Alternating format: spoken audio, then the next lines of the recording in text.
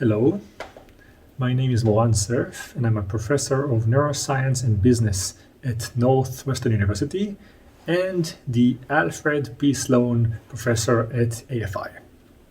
It is my honor to welcome you to the AFI Movie Club as part of this week's AFI Fest and to present today's featured film.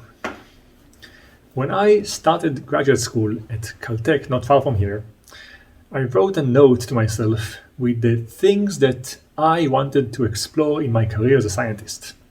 I keep this note with me all the time to remind myself what were the questions that fascinated me when I started my academic journey and what pursuits I felt were worth dedicating a life to.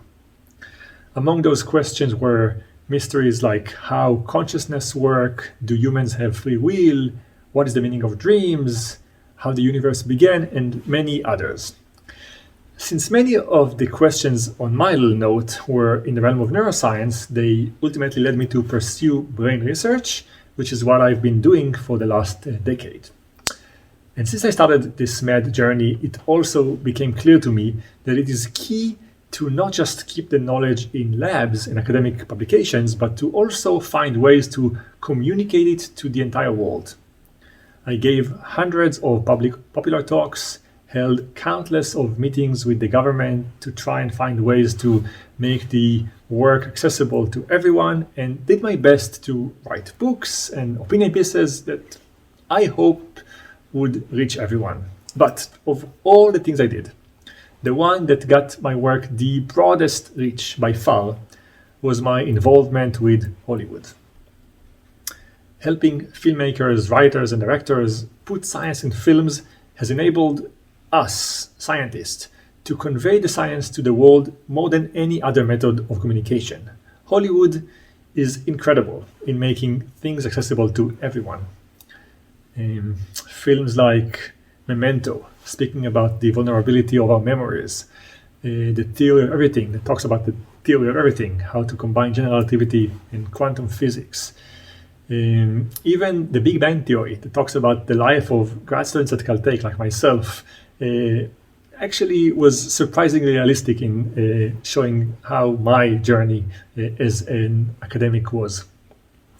So I couldn't be prouder of the work we've been doing in the last decade, and I truly hope that Hollywood will keep embracing this relationship between academics like myself, filmmakers, and the audience, and make the communication even tighter. This is why I'm so excited to introduce today's AFI Movie Club film, Fireball, Visitors from Darker Worlds. See, one of my questions in this little note was a question of, are there alien life forms out there? Now, the statistical analysis shows that there must be. That's just like probability-wise, very likely chances of that being the case. But we have not experienced them the way we wanted yet.